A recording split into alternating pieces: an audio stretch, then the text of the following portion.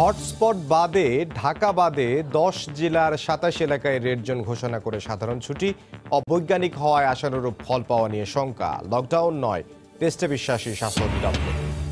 ঢাকা মেডিকেলে রোগী ভর্তিতে দালালের দৌরাত্ম্য। অতিরিক্ত অর্থ না দিলে নার্স ও স্বাস্থ্যকর্মীদের কাছ থেকে মিলছে না সেবা, অভিযোগ অস্বীকার কর্তৃপক্ষের। চাঁদপুরে ৬১ লাখ টাকা পাওয়ার ৭ ঘন্টা পর পুলিশের কাছে ফেরত দিলেন এক অটোরিকশা চালক। গায়েব করে দেয়াই ছিল উদ্দেশ্য, ধারণা পুলিশের। জিজ্ঞাসাবাদের জন্য আটক। ওষুধ ও চামড়া শিল্প রপ্তানিতে অবদান রাখবে চীনের দেয়া শুল্কমুক্ত সুবিধা, আশা প্রধানমন্ত্রীর উপদেষ্টার। দুদেশের সম্পর্ক উন্নয়নে গুরুত্বারোপ।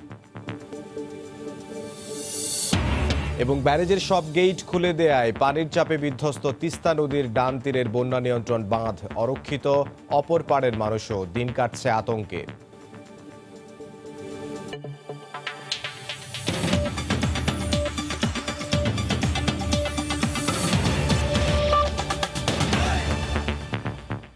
সমসংগতির সঙ্গে আছে আমি ইমদাদুল হক।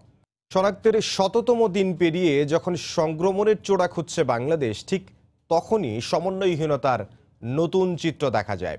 মাঝরাতে সারা দেশে সংক্রমণ বিবেচনায় ১০টি জেলার ২৭টি অঞ্চল রেড জোন দিয়ে সাধারণ ছুটি ঘোষণা করে প্রজ্ঞাপন দেয় জনপ্রশাসন মন্ত্রণালয়।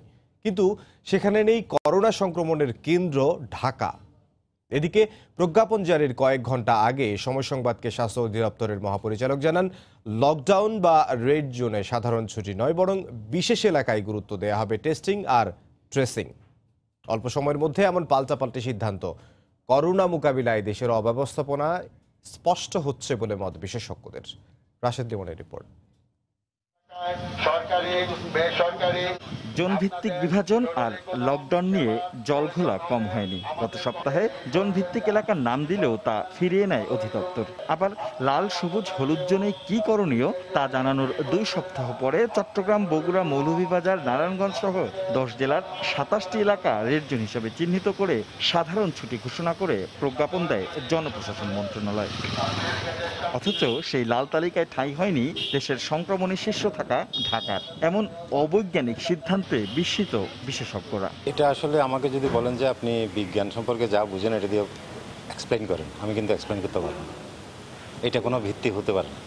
ভিত্তি হবে সবচেয়ে বেশি রোগী যেখানে আছে ওখানেই তো আপনাকে লকডাউন করতে হবে। এখনো হয়তো কিছু লাভবান হবে, কিন্তু পরিমাণটা হবে খুব ছোট। এদিকে প্রজ্ঞাপন প্রকাশের কয়েক ঘন্টা আগে সময় সংবাদকে স্বাস্থ্য অধিদপ্তরের মহাপরিচালক জানিয়েছিলেন, এমন অবস্থায় লকডাউন ধারণা থেকে সরে আসছে বাংলাদেশ। তার কথা মতো নতুন পরিকল্পনায় রেড জোনে সবকিছুই খোলা থাকবে, তবে তা স্বাস্থ্যবিধি মেনে। সেক্ষেত্রে লাল চিহ্নিত সেসব এলাকায় টেস্ট, ট্রেসিং আর আইসোলেশন সহ নিশ্চিত করা হবে সুচিকিৎসা। তবে কবে নাগাদ তা চালু হবে সেটা নিশ্চিত করতে পারেননি তিনি। এখন লকডাউন নাই, জোনিং সিস্টেম হবে। আমরা চাই যে এই অর্থনৈতিক কর্মকাণ্ড, সামাজিক জীবনযাত্রা যতটা সম্ভব রক্ষা করে তাহলে এটাকে বাস্তবায়ন করা। সবকিছু তো ওই মতো নাও থাকতে পারে। বিশেষজ্ঞগণ যখন চূড়ান্ত মতামত দিবেন তখন তারা যেমন সুপারিশ দিবেন আমরা সেটা বিবেচনা করব। এটা কবে নাগাদ স্যার আমরা একটা চূড়ান্ত কাঠামো পেতে পারি? চলছে তো। দফায় দফায় সিদ্ধান্ত বদল আর সমন্বয়হীনতা দেশের করোনা পরিস্থিতিকে আরো বিপর্যয়ের দিকে ফেলে দিচ্ছে বলে মনে করেন বিশেষজ্ঞরা। তারা বলছেন এবার দরকার দক্ষ নেতৃত্বে পরিকল্পনার সঠিক বাস্তবায়ন। এটা সম্ভবত একটা সমন্বয়ের অভাব এবং নেতৃত্বের একটা অভাব পরিলক্ষিত হচ্ছে। আমি সামনের দিকে তাকাতে চাই যে এখন এটাকে ঠিকমতো করা হোক এবং আমরা যেন এবারে আর এটাকে সাফল্য থেকে বঞ্চিত না হই। আমরা শুধু শঙ্কিত হচ্ছি যে সমন্বয়হীনতা দেখে। সকালে একরকম, বিকেলে একরকম, সন্ধ্যায় একরকম, রাতে একরকম। এই সিদ্ধান্তগুলো আমাদেরকে চূড়ান্ত খারাপ পরিণতির দিকে নিয়ে যাচ্ছে। পাশাপাশি অ্যান্টিজেন টেস্টের বিষয়ে তাগিদ দিচ্ছেন বিশেষজ্ঞরা। রাশেদ লিমন, সময় সংবাদ, ঢাকা। রেড জোন হিসেবে লকডাউন করা নারায়ণগঞ্জের চাষাড়ায় আছেন শওকত আলী সৈকত এবং চট্টগ্রামের উত্তর কাট্টলী এলাকায় আছেন রিপোর্টার পার্থপ্রতিম বিশ্বাস। আমরা তাদের কাছে যাব। প্রথমে যাচ্ছি নারায়ণগঞ্জের সৈকতের কাছে। সৈকত। ধন্যবাদ এমদাদ। যে কথা বলছিলাম, রেড জোন হিসেবে একটি আবারও হটস্পট জেলা নারায়ণগঞ্জের রূপগঞ্জ উপজেলার কায়েতপাড়া ইউনিয়ন এবং রূপগঞ্জ ইউনিয়নের আরও একটি এলাকা নতুন করে রেড জোনের আওতায় এনেছে, এমন একটি খবর আজকে আমরা সকাল থেকে বিভিন্ন গণমাধ্যমে জানতে পারছি। তো সেখানে বলা হয়েছে যে 21 জুন থেকে 2 জুলাই পর্যন্ত এই এলাকাগুলা রেড জোনের আওতায় রাখা হবে। তো এ বিষয়ে নিশ্চিত হতে জানতে আমি কথা বলেছিলাম যে নারায়ণগঞ্জের জেলা প্রশাসক জসিমউদ্দিনের সাথে। তিনি এ বিষয়ে যেটা আমাকে জানিয়েছেন যে এখন পর্যন্ত সরকারের উচ্চ পর্যায় থেকে তার কাছে রেড জোনের বিষয়ে কোনো ধরনের কোনো নির্দেশনা তার কাছে এখন পর্যন্ত এসে পৌঁছায়নি। তবে তিনি আরও জানিয়েছেন যে যদি এ ধরনের নির্দেশনা সরকারিভাবে আসে সেক্ষেত্রে তিনি এবং জেলা প্রশাসন এবং জেলা পুলিশ প্রশাসন তারা প্রস্তুত রয়েছে যে সরকারের যে কোনো ধরনের যে কোনো আদেশ তারা বাস্তবায়ন করতে তারা প্রস্তুত রয়েছেন, তারা তাৎক্ষণিক সেই ব্যবস্থা নেবেন। তো এখন পর্যন্ত আপনি আরেকটা বিষয় আপনাকে জানিয়ে রাখছি যে গত 11 দিন আগে নারায়ণগঞ্জের রূপগঞ্জ উপজেলা রূপগঞ্জ সদর ইউনিয়নকে রেড জোনের আওতায় আনা হয়েছিল জনপ্রশাসন মন্ত্রণালয়ের একটি প্রজ্ঞাপনের মাধ্যমে। তো এখন আজ সেই এলাকা 11 দিন পর্যন্ত সেখানে আজকে 11তম দিনের মতো লকডাউন সেখানে লকডাউন চলছে। তো আরেকটা বিষয় আপনাকে জানিয়ে রাখছি, নারায়ণগঞ্জে কিন্তু করোনা পরিস্থিতির দিন দিন অবনতি ঘটেই চলেছে। এখন গত 24 ঘন্টায় আরও 57 জন নতুন করে আক্রান্ত হয়েছেন এবং এই পর্যন্ত 4700 জন মানুষ করোনা আক্রান্ত হয়েছেন এবং মৃত্যু হয়েছে 107 জনের। তো সবচেয়ে সমস্যা যেটা নারায়ণগঞ্জে আমরা দেখতে পাচ্ছি যে নারায়ণগঞ্জের নমুনা পরীক্ষার এখন পর্যন্ত কোনো সেই ব্যবস্থাটা এখন বন্ধ হয়েছে। যে 300 শয্যা হাসপাতালের যে এমদাদ এখন আমরা চলে যাব চট্টগ্রামে আছেন আমাদের সহকর্মী পার্থ। চট্টগ্রামে আমাদের রিপোর্টার এখন আমরা চলে যাব চট্টগ্রামে আছেন আমাদের।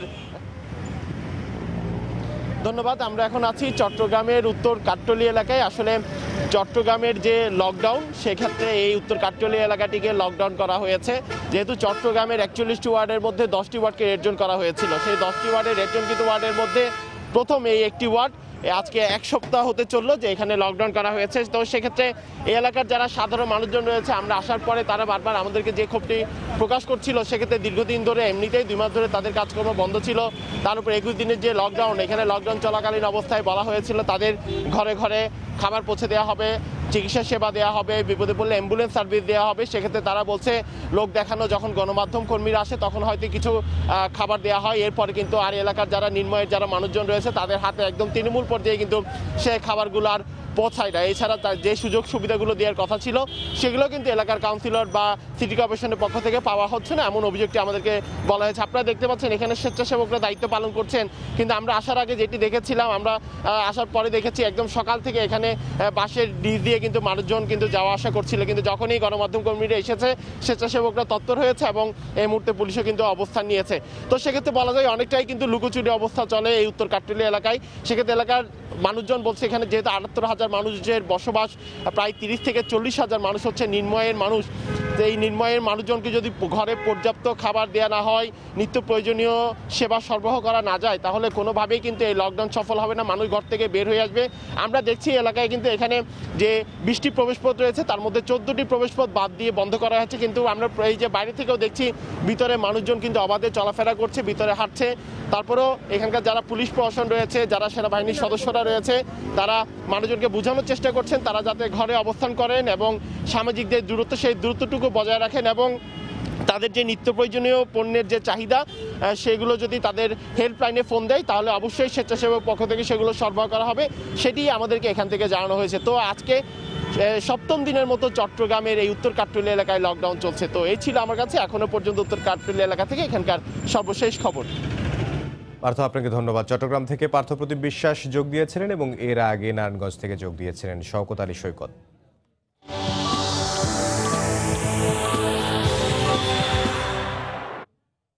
ভর্তি হতে না পেরে ফিরে যাচ্ছেন কেউ, কাউকে হতে হচ্ছে দালালের দৌরাত্ম্যের শিকার। অভিযোগ রয়েছে নার্স, ওয়ার্ড বয় আর স্বাস্থ্যকর্মীদের বিরুদ্ধেও।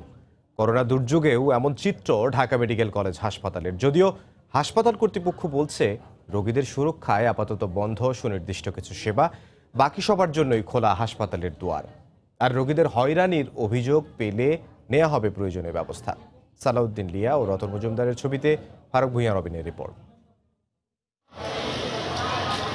কয়েক ঘন্টার চেষ্টার পরও ভর্তি হওয়া যায়নি। হাসপাতালের দুয়ার থেকেই ফিরতে হচ্ছে নারায়ণগঞ্জ থেকে আসা সন্তান সম্ভবা এই নারীকে। একবার বার্ন ইউনিট, একবার যে জরুরি বিভাগ, এবার এই পাশে দৌড়াদৌড়ি করতে করতে মনে করেন দিন শেষ, কিন্তু ট্রিটমেন্টের কোনো কিছুই নেই, তো শ্বাস পর্যন্ত এখন চলে যাচ্ছে আর কি। ঢাকা মেডিকেল কলেজ হাসপাতালে প্রায়ই চোখে পড়ছে এমন চিত্র। কেউ আসছেন কয়েক হাসপাতাল ঘুরে, কেউ বা ঢাকার বাইরে থেকে। কারো কপালেই জুটছে না ঢাকা মেডিকেলের শয্যা। বলছি তো সাধারণ রোগী আছে, আপনি বেশি জানেননি আমাদের সাথে, তাহলে ভর্তি করে দিয়ে করোনা রোগীর কাছে রাখেন, এগুলা বলে। হাসপাতাল কর্তৃপক্ষ আপনারা কি বলছে? বলছে যে আমরা ওই মেডিকেলে নিয়ে যাচ্ছি, সুন্দর বেটার দিব, হার্টের সমস্যা তো। ভর্তি হতে পারলেও সেবা পাওয়ার ক্ষেত্রে শেষ নেই বিড়ম্বনা। দালালদের দৌরাত্ম্য কমেনি এতটুকু। ভর্তি করতেছিল না, পরে দালালদের যখন টাকা দিছে দালালরা গিয়ে ভর্তি করছে। একজনরে দিছে 1200 টাকা, আরেকজনরে দিছে 700 টাকা। টেস্টের বেলায় ওনারা বলে কি যে আসেন আমরা করে দিই।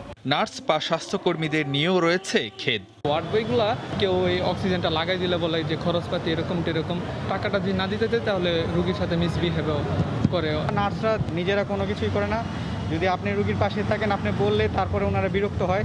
বর্তমানে ঢাকা মেডিকেলে কোভিড, নন কোভিড এবং সন্দেহভাজন কোভিড 3 শ্রেণীর রোগীদেরই সেবা দেওয়া হচ্ছে। হাসপাতাল কর্তৃপক্ষ বলছে, রোগীদের সুরক্ষার স্বার্থেই কয়েক ধরনের চিকিৎসা আপাতত বন্ধ। এর বাইরে কাউকে ফিরিয়ে দেওয়ার অবকাশ নেই। Cardiac case, kidney case, nephrology, endocrinology, যত ধরনের মেডিকেল কেসগুলো আছে সেগুলি কিন্তু আমাদের এখানে এখন চিকিৎসা আমরা করতে পারি না, কারণ ওই রুগী রাখার কোনো ব্যবস্থা নাই। ওই রুগী আমরা রাখতাম হচ্ছে 2 বিল্ডিং এ, যেখানে এখন কোভিড এবং সাসপেক্টেড কোভিড হয়েছে। এর বাইরে কোনো পেশেন্ট চলে যাওয়ার কোনো সুযোগ নাই।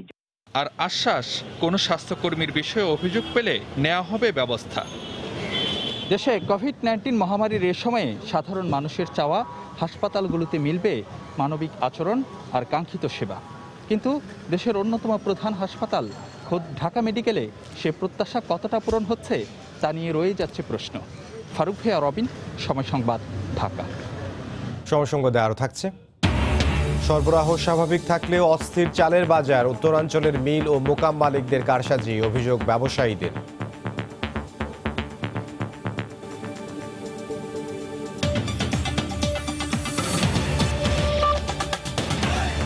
আরএফএল ইউপিভিসি থ্রেড পাইপ ফাটে না, ভাঙে না, একবার লাগিয়ে থাকুন নিশ্চিন্তে। RFL uPVC thread pipe. চাঁদপুরে বিকাশ এজেন্টের 61 লাখ টাকা পেয়ে পুলিশের কাছে ফেরত দিল এক অটোরিকশা চালক। গতকাল সন্ধ্যায় চাঁদপুর শহরের পুরানবাজার এলাকায় এ ঘটনা ঘটে। তবে প্রাথমিক জিজ্ঞাসাবাদের জন্য অটোরিকশা চালক সজীবকে আটক করেছে পুলিশ। চাঁদপুর থেকে ফারুক আহমদের তথ্য ও ছবি নিয়ে রিপোর্ট। 7 ঘন্টা পর আইন শৃঙ্খলা রক্ষা বাহিনীর ব্যাপক তৎপরতায় হারিয়ে যাওয়া 61 লাখ টাকা ফেরত পেলেন বিকাশ এজেন্ট আলমগীর জুয়েল। পুলিশ জানায়, রোববার সকালে শহরের পৌরসভা কার্যালয়ের পাশের ইসিবিএল ব্যাংক থেকে 61 লাখ টাকা তোলেন ওই বিকাশ এজেন্ট জুয়েলের কর্মী মাসুদ। পরে ব্যাটারি চালিত অটোরিকশায় টাকা ভর্তি ব্যাগটি ফেলে শহরের জোরপুকুর এলাকায় নেমে যান। এক পর্যায়ে টাকার কথা মনে পড়লে অটোরিকশা চালককে খোঁজাখুঁজি শুরু করেন বিকাশ এজেন্ট জুয়েল ও মাসুদ। পরে সদর মডেল থানায় বিষয়টি জানালে সিসি ক্যামেরার ফুটেজ দেখে শহরের বিভিন্ন স্থানে অভিযান চালায় থানা ও গোয়েন্দা পুলিশ। এদিকে হারিয়ে যাওয়ার স্থানে সিসিটিভির ফুটেজে দেখা যায় অটোরিকশা চালক টাকার ব্যাগটি পেয়ে প্রায় আধা ঘন্টা অপেক্ষা করে সেখান থেকে চলে যায়। পরে সন্ধ্যায় অটোরিকশা চালক সজীব নিজেই টাকার ব্যাগ তার কাছে আছে বলে পুলিশকে তথ্য দেয়। সে একটু ভয় পেয়ে গেছে এবং সে হয়তো তার গ্যারেজের ওই যে ছেলেটা ওই জানাইছে, মানে অন্য কিছু ছিল কিনা, হয়তো টাকাটা সে নেওয়ার চেষ্টা করছে। পরে বুঝছে যে না, এত টাকা নিয়ে হজম করতে পারবে না, কাল 2 দিন পরে মামলা যদি হয়ে যায় 2-3 দিন পরে ধরা পড়তেই হবে।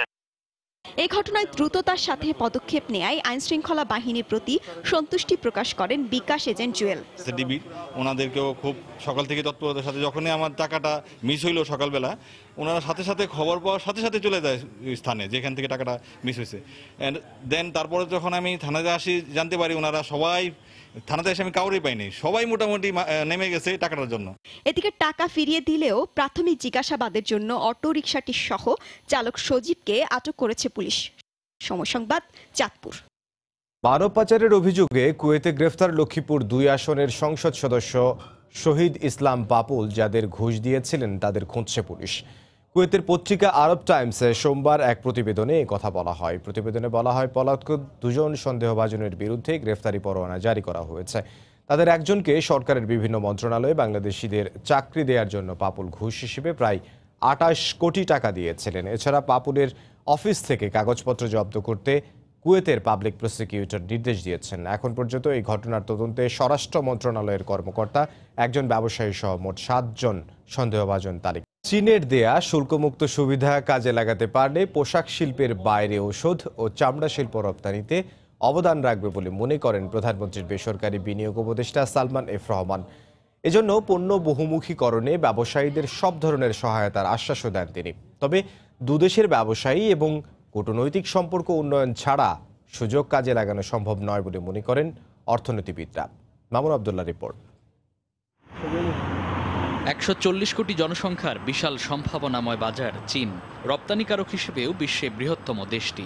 স্বাধীনতার পর থেকেই দুদেশের সাথে বেড়েই চলেছে বাণিজ্য ঘাটতি। গেল অর্থ বছরে চীনের সাথে বাংলাদেশের বাণিজ্য ঘাটতি প্রায় $11 বিলিয়ন।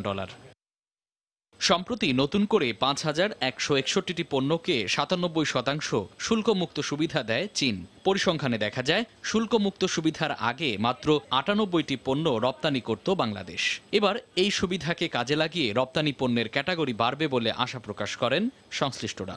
ফার্মাসিউটিক্যাল, মিঠা পানি এবং সামুদ্রিক মাছ, পাট, কাঁচা চামড়া ছাড়াও প্রক্রিয়াজাত চামড়া এখানে বিশেষভাবে বিবেচিত হবে। বিভিন্ন দেশ যারা চীনের বাজারে শুল্কমুক্ত সুবিধা পান না, তারা এদেশে বিনিয়োগের মাধ্যমে উৎপাদিত ভ্যালু এডেড পণ্য আরও বৃহৎ আকারে চীনের বাজারে রপ্তানি করতে পারবেন। চীনের বাজারে তৈরি পোশাকের বাইরে ওষুধ, ফার্নিচার, চামড়াজাত পণ্য, ফলমূল সহ পণ্যের বহুমুখীকরণে ব্যবসায়ীদের সব ধরনের সহযোগিতার আশ্বাস দেন প্রধানমন্ত্রীর বেসরকারি বিনিয়োগ উপদেষ্টা সালমান এফ রহমান। ধরনের সুযোগ সুবিধা প্রয়োজন হয় এই নতুন মার্কেটটা ক্যাপচার করার জন্য, সেটার জন্য সরকার থেকে আমরা সবগুলি বিবেচনা করব এবং দেব।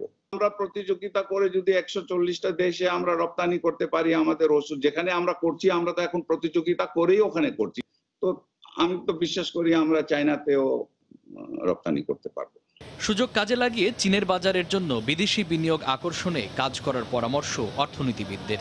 দেশের ব্যবসায়ীদের মধ্যে যদি আমরা আরো ভালো যোগাযোগ স্থাপন করতে পারি, তাহলে আমাদের এই সুযোগটা কাজে লাগানো সহজ হবে। বিদেশি বিনিয়োগকেও যদি আমরা আকর্ষণ করতে পারি, তাহলে এই যে আমরা বাজার সুবিধাটা পেলাম, এটাকে পুরোপুরি কাজে লাগানো যাবে। নতুন সুবিধায় ৮,২৫৬টি পণ্য বিনা শুল্কে চীনে রপ্তানির সুযোগ পাবে বাংলাদেশ, যা কার্যকর হবে আগামী ১ জুলাই থেকে। মামুন আবদুল্লাহ, সময় সংবাদ, ঢাকা। করোনার এই দুঃসময়ে বাম্পার ফলনের পাশাপাশি সরবরাহ স্বাভাবিক রয়েছে ধান ও চালের, কিন্তু তারপরও উত্তরাঞ্চলের মিল এবং মোকাম মালিকদের কারসাজিতে স্থিরতা ফিরছে না চালের বাজারে। এমন অভিযোগ ব্যবসায়ীদের। ভরা এই মৌসুমে চালের দাম চট্টগ্রামে কেজিতে কমেছে মাত্র ১ টাকা, অথচ ধানের দাম বাড়ার অজুহাতে গত মাসেই চালের দাম বাড়ানো হয়েছে ৫ থেকে ৬ টাকা পর্যন্ত। শাখাউত ত্রিপুর ক্যামেরায় বিস্তারিত জানবো কমলদের রিপোর্টে। নানা সীমাবদ্ধতা সত্ত্বেও এবার বড় মৌসুমে ধানের বাম্পার ফলন হয়েছে। করোনার কারণে শ্রমিক সংকটের কথা বলা হলো, তেমন কোনো ক্ষতি ছাড়াই ফসল পৌঁছেছে গুদামে।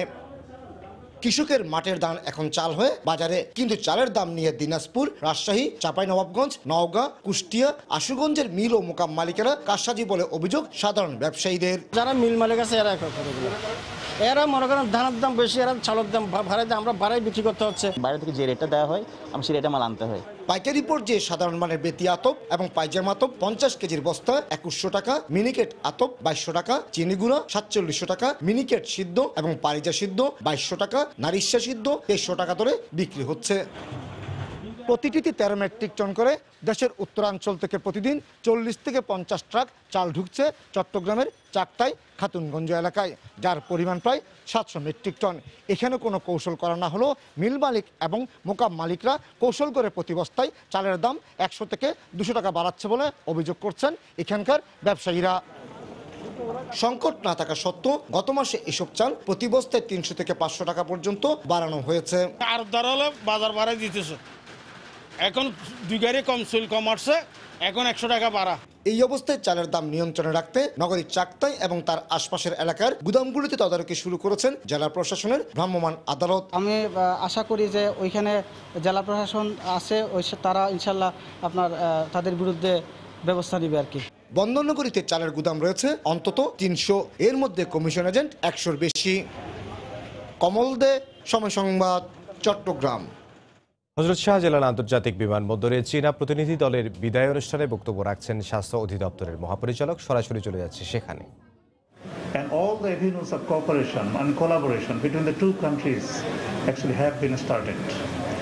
So actually they have mentioned categorically that the professionalism, that the work of Ministry of Health and Family Welfare and the health professionals and other groups in Bangladesh, these are quite successful, quite good, given the constraints existing in Bangladesh. And I am very excited to know that they have told that their visit will not end here. So they have appreciated the people who they have met and discussed with long hours.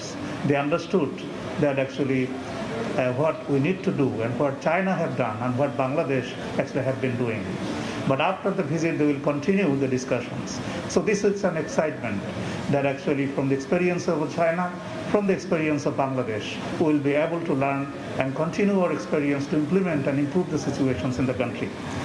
We hope that the COVID will not last for longer period. Whole world, as well as the Bangladesh, will be out of this.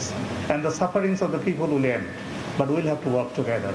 I think they have mentioned categorically that the awareness of the people, the protection of the people by themselves, these are the most prominent thing, most important thing. Through the media, we hope that this awareness of the people will be generated. And media in Bangladesh, of course, they are playing very good role. But I think their target should increase further awareness of the people so that everybody from Bangladesh, they remain free from COVID-19. With this, I actually thank you all, the Chinese team, go back home safely. And if you find any gap in our hospitality, please forgive us. We'll remember you because this is a memorable experience.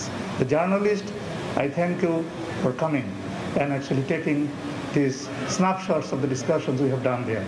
So we have found that during their visit, all the different concerned sections, they have extended their full support. We also thank all of them. I thank you very much for listening to me. Teesta নদীর ডান তীরকে ঘিরে বন্যা নিয়ন্ত্রণ ব্যবস্থা গড়ে তোলা হলেও তা অপর্যাপ্ত ও পরিচর্যার অভাবে অনেকটাই ভঙ্গুর। অন্যদিকে একেবারে অরক্ষিত বাম তীরের মানুষ, তাই দুপাড়ের মানুষই আতঙ্কে দিন কাটাচ্ছেন। বিস্তারিত জানাচ্ছেন রতন সরকার, ছবি তুলেছেন তারিকুল ইসলাম। ভারী বর্ষণ আর বরফ গলা পাহাড়ি ঢল সামলাতে ব্যারেজের 44টি গেটের সবকটি খুলে দিয়েছে কর্তৃপক্ষ।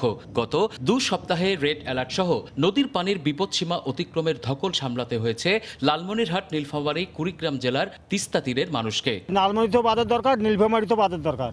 নৌকাতে জানাবে, নৌকাতে যাই, রাস্তাঘাট নাই। অন্যতম বৃহৎ সেচ প্রকল্প তিস্তা ব্যারেজ। নদীর ডান তীরে 4 দশকেরও বেশি সময় ধরে গড়ে তোলা হয়েছে বন্যা নিয়ন্ত্রণ ব্যবস্থা। যদিও পরিচর্যার অভাবে দারুণ ভঙ্গুর আর দুর্বল এসব স্থাপনা। পানির সামান্য চাপেই বিধ্বস্ত হচ্ছে বাঁধ, ডুবছে ফসল ও মানুষের বসতি। কিন্তু নদীর বাম তীর সম্পূর্ণ অরক্ষিত। অতিরিক্ত বন্যার ওটা ভাঙে যায়, উজান ভাটি আমাদের ব্যাপক হারে জমি জায়গা ক্ষতি হয়, বাড়িঘর ক্ষতি হয়।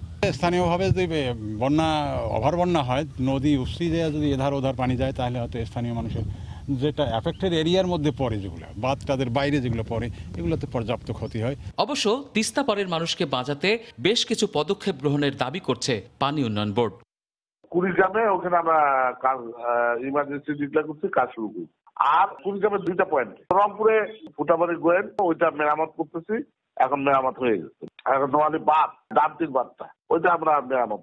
পানি বাড়তে শুরু করায় আতঙ্কে আছে করোনাকালে দুর্ভোগে থাকা তিস্তা নদীর 2 পাড়েরই মানুষ। তবে বাম তীরের মানুষের দাবি, তাদের রক্ষায় বন্যা নিয়ন্ত্রণ ব্যবস্থা গড়ে তোলা হোক।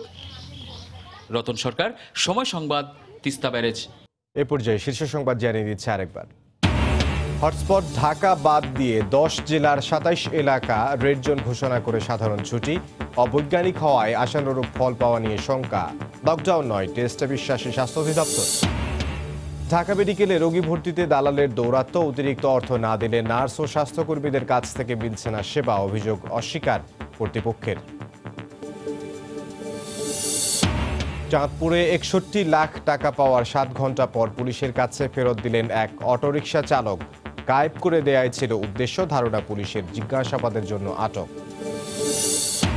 ওষুধ ও চামড়া শিল্প রপ্তানিতে অবদান রাখবে চীনের দেয়া শুল্কমুক্ত সুবিধা, আশা প্রধানমন্ত্রীর উপদেষ্টার। দুদেশের সম্পর্ক উন্নয়নে গুরুত্বারোপ।